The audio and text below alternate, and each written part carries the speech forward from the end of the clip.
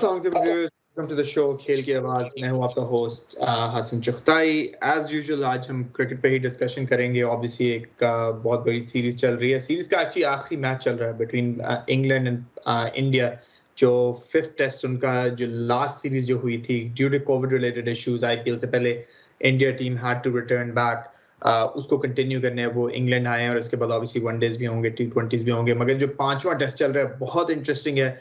आखिरी दिन पे रिजल्ट चला गया है, कल पता चलेगा कौन सक्सेसफुल होता है। लेकिन उससे पहले मैं बात करना चाहूंगा, एक इंटरेस्टिंग टॉपिक डिबेट पे आया है, इसमें थोड़ी सी डिस्कशन भी हुई है और बहुत अरसे से एक डिबेट चलती आ रही है बिटवीन क्रिकेटर्स।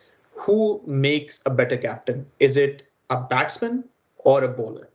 और इस पे बहुत अरसे से डिबेट हुई है और मेजॉरिटी जितनी सक्सेसफुल टीमें अगर आप देखें तो उनमें जो कप्तान रहे हैं वो यूजुअली बैट्समैन ही रहे हैं। आपके टॉप ऑर्डर बैट्समैन होते हैं, जैसे विराट कोहली हो गए, अब रोहित शर्मा है, रिकी पॉन्टिंग हो गए, स्टीव स्मिथ हो गए, पाकिस्तान के बाबर आजम हो गए, वेस्ट इंडीज के निकोलस पूरान हो गए, ऑस्ट्रेलिया के जो कैप्टन है व्हाइट बॉल क्रिकेट के अंदर वो बैट्समैन है। उससे पहले स्टीव स्मिथ थे। उसके बाद आप हिस्ट्री अगर देखें तो कप्तानों की बैट्समैन पे बैट्समैन आता है। लेकिन एक एरा में शिफ्ट आना शुरू हुआ है जब स्टीव स्मिथ से कप्तानी खत्म हुई और उसके बाद एलेक्स कैरी को बनाया गया और फिर ऑस्ट्रेलिया के जो रेड बॉल के कैप्टन थे टिम पेन, उन्होंने रिटायरमेंट ली। उसके बाद पैट कमिंस जो उनके वाइस कैप्टन थे, he is an aggressive fast bowler, उन्हें कप्तानी दी गई और उन्होंने अपने लास्ट 6 से 8 मंथ में बहुत अच्छा प्रोग्रेस किया और ऑस्ट्रेलियन टीम को एक किस्म से दोबारा से पीक पे ले गए। अब एक और शिफ्ट आया इंग्लिश क्रिकेट में, जब बेसिकली जो रूट से कैप्टनसी ली गई, जो रूट इंग्लैंड के बहुत सक्सेसफुल बैट्समैन, शायद इतने सक्सेसफुल कप्तान ना रह सके, मगर उनसे कप्तानी लेके एक एग्रेसिव फास्ट बॉलिंग ऑलराउंडर जो बैटिंग भी उतनी अच्छी करते हैं, बेन स्टोक्स को दी गई। तो एक किस्म का एक शेड्स ऑफ 90s याद आ जाता है। मगर क्योंकि मैं बात करूं तो पाकिस्तान क्रिकेट में 90s के अंदर, बल्कि 80s से 90s में फास्ट बॉलर्स ने कप्तानी संभाली। Imran Khan legendary Pakistani captain, former prime minister भी हैं, आजकल वो न्यूज का हिस्सा बने रहते हैं, लेकिन मगर उनके cricket related he was one of the very few fast bowling captains जो अपनी एग्रेसिव अप्रोच से बहुत अरसा अपनी मुल्क की कप्तानी करते रहे और सक्सेसफुली कप्तानी करते रहे। उन्होंने वर्ल्ड कप उठाया और उसके बाद जो कप्तानी थी वो ऑटोमेटिकली गई वसीम अकरम के पास। उसमें जवेद मियांदाद का थोड़ा टेन्योर आया, मगर वसीम अकरम ने उसको ओवरहॉल किया और काफी अरसा पाकिस्तान की सक्सेसफुली कप्तानी करते रहे। उसके बाद कपिल देव थे इंडिया के, उन्होंने कप्तानी की। उसके बाद कोर्टनी वॉल्श वेस्ट इंडीज की कप्तानी करते रहे। तो काफी फास्ट बॉलर्स पहले 90s की सदी में कप्तानी करते रहे, बड़ी सक्सेसफुली करते रहे। उसका एक अप्रोच इसलिए भी ये डिबेट में आ जाता है कि बैट्समैन को कप्तानी इसलिए दी जाती है कि वो चाहते हैं कि फास्ट बॉलर्स को जब बॉलिंग कर रहे हो तो थोड़ा रिलैक्स किया जाए, वो रेस्ट कर सकें, ताकि उनको 24 घंटे गेम में सोचना ना पड़े। और ये सही भी है जो क्रिकेट खेलने वाले हैं, क्योंकि फास्ट बॉल जब इतना ओवर खत्म करता है तो वो इतना ड्रेन्ड आउट हुआ होता है कि एकदम से इंपॉर्टेंट डिसीजन लेना कई दफा शायद वो सही तरह ना ले सके। मगर ये थ्योरी और जो मिथ है, इसको डिबंक किया इमरान खान, फिर वसीम अकरम और अब पैट कमिंस और बेन स्टोक्स कर रहे हैं। बल्कि हाल ही में ही जसप्रीत बुमराह को इंडिया की टेस्ट की कप्तानी करनी पड़ रही है इस मैच में, बिकॉज रोहित शर्मा इंजर्ड है, केएल राहुल जो उनके वाइस कैप्टन है वो इंजर्ड है, विराट कोहली जिन्होंने कप्तानी छोड़ दी है उन्हें कप्तानी नहीं दी गई और जसप्रीत बुमराह को कप्तानी दी गई। तो एक किस्म का एक नया सा एरा स्टार्ट हो रहा है वर्ल्ड क्रिकेट में कि फास्ट बॉलर्स के पास वापस कप्तानी जा रही है। साउथ अफ्रीका के भी एक कप्तान थे शॉन पॉलक, बड़ा अरसा उनके पास भी कप्तानी रही और उन्होंने भी बड़ी सक्सेसफुली साउथ अफ्रीका को लीड किया। अब थोड़ा चलते हैं थोड़ा अप्रोच पे कि क्यों कहा जाता है कि फास्ट बॉलर्स अच्छे कैप्टन नहीं बनते या बैट्समैन जो है वो अच्छे कैप्टन बनते हैं। It's all about thinking of the game. और इमरान खान और जो फॉर्मर्स फास्ट बॉलर कैप्टन थे, उनका हमेशा ये कहना है कि जो फास्ट बॉलर है, जो बॉलिंग पॉइंट ऑफ व्यू से सोच सकता है, वो शायद एक बैट्समैन उस टाइम पे ना सोच सके। तो इसलिए जो बॉलर्स हैं वो बेटर कैप्टन बनते हैं, क्योंकि जब आप फील्ड में होते हैं आपको इंपॉर्टेंट डिसीजन इंस्टिंक्टिवली लेने पड़ते हैं, फील्ड किधर रखनी पड़ती है, आपको असेस करना पड़ता है बैट्समैन क्या सोच है, और वो एक एज अ बॉलर ही सोच सकता है और as a bowler he assess कर सकता है, बिकॉज ही और she is bowling in the game. और वो उस बिना पे डिसीजन देते हैं। बल्कि के बैट्समैन है वो स्लिप में खड़े होते हैं, यूजुअली खड़े होते हैं, वो बॉल नहीं करा रहे होते, तो शायद वो उस हिसाब से डिसीजन ना ले सकें, और उनकी जो साइकी है वो एक एज अ बैटर ही होती है कि इस वक्त हम होते तो क्या करते। तो दोनों के प्रोज एंड कॉन्स हैं, मगर लेटली जो थ्योरी है वो स्विच होके बॉलर्स की तरफ जा रही है।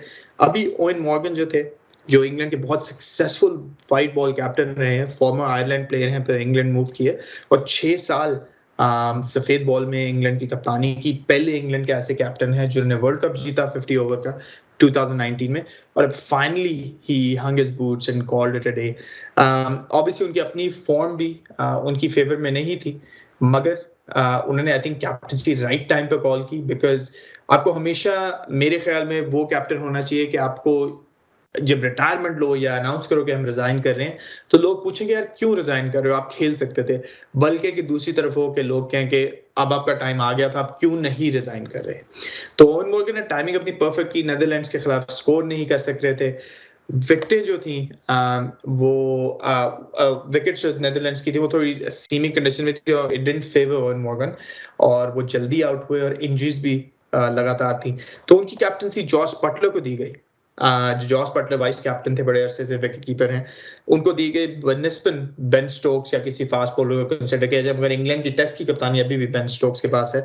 तो एक इंटरेस्टिंग डिबेट है जो चलती रहेगी। आई डोंट थिंक इसका राइट और रॉन्ग आंसर है, क्योंकि बेन स्टोक्स एक अपनी नेचर के हैं, एक एग्रेसिव कैप्टन है, फास्ट बॉलर हैं, सो सोचते हैं कि एग्रेसिव डिसीजन देते हैं। वर्सेस जो रूट जो इनकी कैप्टनसी हम इनको देखने को मिली थोड़ी लेड बैक थी, वो हमेशा लेड बैक अप्रोच रखते थे और बेसिक्स पे स्टिक करते थे, वर्सेस बेन स्टोक्स जो कि एग्रेसिव है और अटैक रखते हैं ऑपोजिशन पे। और आई थिंक यही फास्ट बॉलर की मेंटालिटी है कि वो जब कैप्टन होते हैं तो उसी तरह सोच रहे थे जैसे वो जब बॉलिंग कर रहे हो तब सोच रहे हो। सो आई थिंक एक एरा में शिफ्ट आ रहा है और अब more and more teams will look towards fast bowlers as captain. अभी आपने पीएसएल में देखा शाहीन शाह अफरीदी जो पाकिस्तान के फास्ट बॉलर हैं, उनको उनकी फ्रेंचाइज ने कप्तानी दी और उन्होंने पहले ही अपने सीजन में चैंपियनशिप जीती। इसी तरह अगर आईपीएल में देखें तो fast bowling allrounder Hardik Pandya को कैप्टनसी दी गई गुजरात टाइटंस की और उन्होंने चैंपियनशिप जीती। तो एक किस्म का एक शिफ्ट ऑफ बैलेंस जो था फ्रॉम बैटर्स बॉलर्स पे आ रहा है कि कप्तानी में उन्हें ज्यादा ट्रस्ट किया जा रहा है। देखना पड़ेगा कि कितनी देर तक ये चलता है और कितने सक्सेसफुल रहते हैं, मगर definitely Jasprit Bumrah, Pat Cummins, Ben Stokes, इनको ऑलरेडी रिस्पॉन्सिबिलिटी दे दी गई है अपने टॉप पिनिकल पे टेस्ट क्रिकेट में। जसप्रीत ऑब्वियसली वाइस कैप्टन है, लेकिन वो टेम्पररी कप्तानी कर रहे हैं, मगर देखें कितना अरसा रोहित शर्मा खेलते हैं और उसके बाद किसको कप्तानी जाती है। मगर ये जो एक शिफ्ट है बड़ा इंटरेस्टिंग है, मैं डेफिनेटली डिस्कस करना चाहता था कि मैं खुद एक फास्ट बॉलिंग कैप्टन रह चुका हूं और अपने क्लब की कप्तानी की है। तो ये जो एक एरा होता है कि जी बैट्समैन ही कप्तानी कर सकते हैं, वो एक मिथ डिबंक हो चुकी है, स्पेशली जो अभी रिसेंट सक्सेस हुआ है बेन स्टोक्स और पैट कमिंस का। ये था, ये थोड़ा सा टॉपिक मैं डिस्कस करना चाहता था, मगर अब थोड़ा फोकस शिफ्ट करते हैं जो टेस्ट मैच चल रहा है ऑन हैंड्स।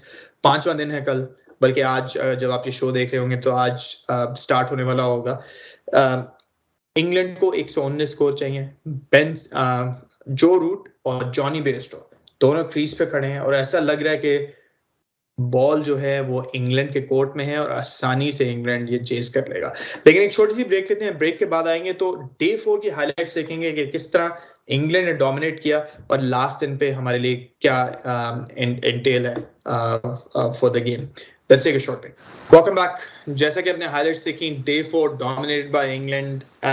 थोड़ा अनफॉर्चुनेट रहा कि जॉनी बेयरस्टो को 2 दफा ड्रॉप किया इंडिया ने। अगर आप बेयरस्टो जैसे बैट्समैन और एग्रेसिव बैट्समैन को ड्रॉप करोगे 2 दफा तो यूजुअली ही विल हर्ट, और उन्होंने पहली इनिंग्स में भी हर्ट किया और दूसरी इनिंग्स में भी। अब वो 72 पे हैं 87 बॉल्स में, 8 चौके 1 छक्का। ये टेस्ट की एवरेज नहीं लगती, 50 का यूजुअली स्कोर लगता है, मगर ही इज बीन फिनोमिनल। पहले इंग्लैंड को एलेक्स लीज और जैक क्रॉली ने अच्छा स्टार्ट दिया।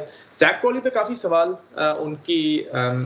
उनके पोजीशन पे, उनके स्पॉट में इन प्लेइंग 11 उठ रहे थे, मगर आई थिंक जो उन्होंने ये इस इनिंग्स के अंदर जो मैच्योर नॉक खेली है, 46 किया उन्होंने 76 बॉल्स में, लेकिन नए बॉल को बहुत अच्छा टैकल किया।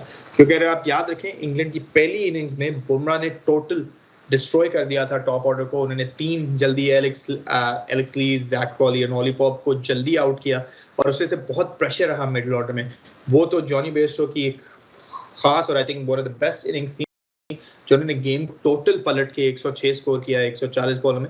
उसमें विराट कोहली का काफी हाथ था, क्योंकि बहुत लोग कह रहे हैं जिस तरह बैटिंग जॉनी बेयरस्टो कर रहे थे, he was batting like Cheteshwar Pujara, अपनी शेल में थे, एक दो और यूजी ब्लॉक कर रहे थे। लेकिन जैसे ही विराट कोहली की वो जो एक स्लेजिंग इंसिडेंट हुआ, उसके बाद Jonny Bairstow became like an IPL player. उन्होंने बैटिंग ऋषभ पंत की तरह की, टोटली उन्होंने इंडिया को ऑल अराउंड द पार्क मारा। ही वाजंट अफ्रेड, अटैक कर रहे थे, और उस वजह से आई थिंक जो मोमेंटम था वो इंग्लैंड की तरफ गया। अनफॉर्चुनेटली जसप्रीत बुमराह ने स्टार्ट अच्छा किया, मगर उसको फिर मेंटेन नहीं कर सके, दोबारा से वापस नहीं आ सके गेम में। और जब इंडिया की सेकंड इनिंग्स आई, पहली इनिंग्स पे भी डिस्कशन कर लेते हैं, बिकॉज हमने इस पे बात नहीं की थी। ओपनिंग चेतेश्वर पुजारा कर रहे हैं, बहुत लोग सरप्राइज होंगे कि जी पुजारा क्यों ओपन कर रहे हैं, बिकॉज केएल राहुल, रोहित शर्मा दोनों इंजर्ड है, और आपके जो रेगुलर ओपनर्स हैं वो नहीं खेल रहे, तो उन्होंने चेतेश्वर पुजारा को एडजस्ट करना था और हनुमान विहारी को 3 पे ले आए। Virat Kohli again, I wouldn't say struggling for form, मगर struggling to get those big runs. यहाँ स्कोर किया मैट पॉट्स की बॉल लीव करते हुए, 50-50 थे, बॉल रन डाउन हुई और विकेटों पे गई। Rishabh Pant, he just continues to amazes me personally. जब भी मैं उन्हें बैटिंग करते देखता हूँ, मैं सोचता हूँ कि वो इतने अच्छे प्लेयर नहीं है जितनी हाइप है, मगर he proves me wrong day in day out. वो जब भी अवे टेस्ट मैच खेलते हैं, वो ऐसी एक नॉक खेल देते हैं कि बंदा के he's in awe of his batting. 111 बॉलों पे 4 छक्के, 19 चौके, उन्होंने गेम का पासा पलटा। And sir Ravindra Jadeja, again he is proving कि he is the best all-rounder, और इसीलिए रविचंद्रन अश्विन को स्पॉट नहीं मिलता टीम में, बिकॉज जडेजा जो हैं वो फील्ड, बॉलिंग और बैटिंग में इतना अच्छा परफॉर्म करते हैं कि शायद वो सरपास करते हैं रविचंद्रन अश्विन को। तो उन्होंने सेंचुरी की और ये पार्टनरशिप ने टोटल गेम बदली, और उसमें 416 स्कोर किया इंडिया ने सिर्फ 84 ओवर्स में।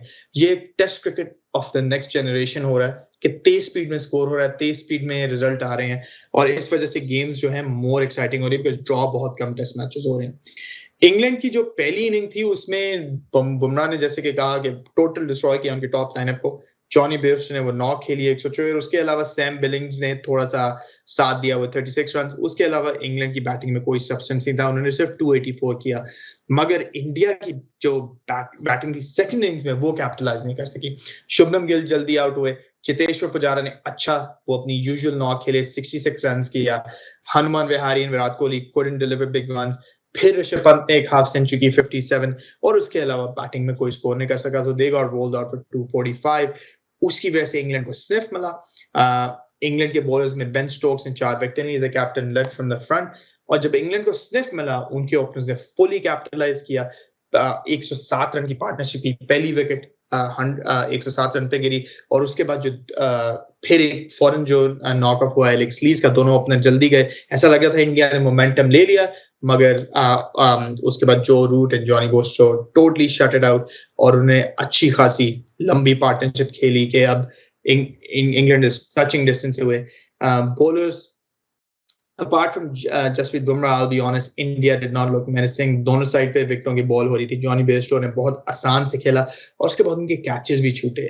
2 चांसेस ऐसे आए जो इंडिया को लेने चाहिए थे, मगर वो नहीं कर सके, और उस वजह से जॉनी बेयरस्टो ने एक लंबी इनिंग्स खेली, और अब इंडिया को एक मिरेकल ही बचा सकता है। अगर तो कल इंडिया ने ये गेम जीत ली और इसको बचा ली गेम को, तो it would be a miracle, and someone have to play out of their skin. And I think Jasprit Bumrah is his man. Is their man to do it. मगर ऐसा लग रहा है कि it will be a straightforward win for England, और ये series England जो है रैप अप करके जीत लेगा। 119 स्कोर चाहिए, 7 विकेटें हैं। कल की वेदर भी pretty clear लग रही है, और बॉल भी इंडिया को नया 23 ओवर्स के बाद ही मिलेगा। तो all favors and all odds are in favor of England. But cricket is a funny game, especially test cricket, because जो pitch है वो हर दिन चेंज होती है। बॉलर्स कल फ्रेश आएंगे, जॉनी बेयरस्टो और जो रूट को दोबारा से सेट होना पड़ेगा, और क्या पता अगर इंडिया जो है जल्दी ब्रेक थ्रू करता है, 1-2 विकेटें उड़ा लेता है इंग्लैंड की, so pressure will be on England. मगर it seems like बर्मिंघम में England is favorites to win. आज के लिए इतना ही हमारे इंडिया और इंग्लैंड के बारे में। रैप अप करने से पहले थोड़ी सी डिस्कशन करना चाहूंगा। एक बड़ी न्यूज आई है।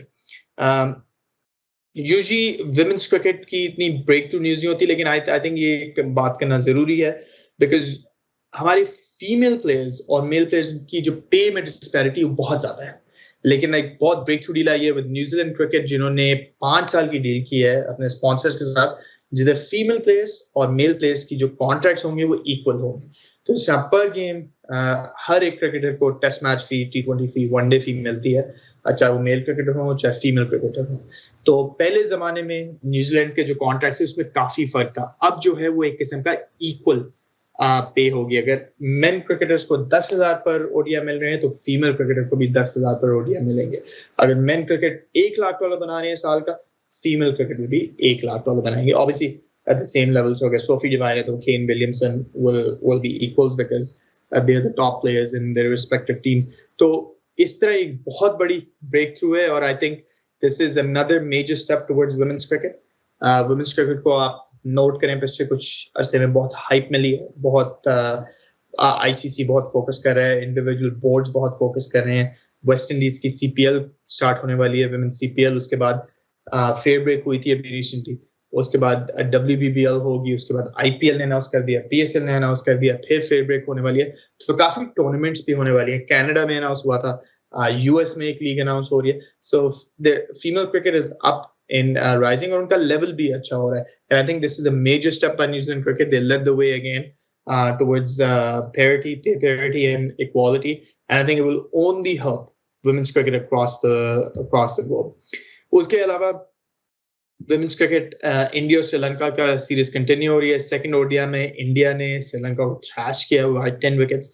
श्रीलंका स्कोर्ड 173। स्मृति मंदाना एंड शेफाली वर्मा ने इजीली वो चेज किया in 25 overs actually, और कमाल पार्टनरशिप करके अनबीटन 174 ये गेम रैप अप की।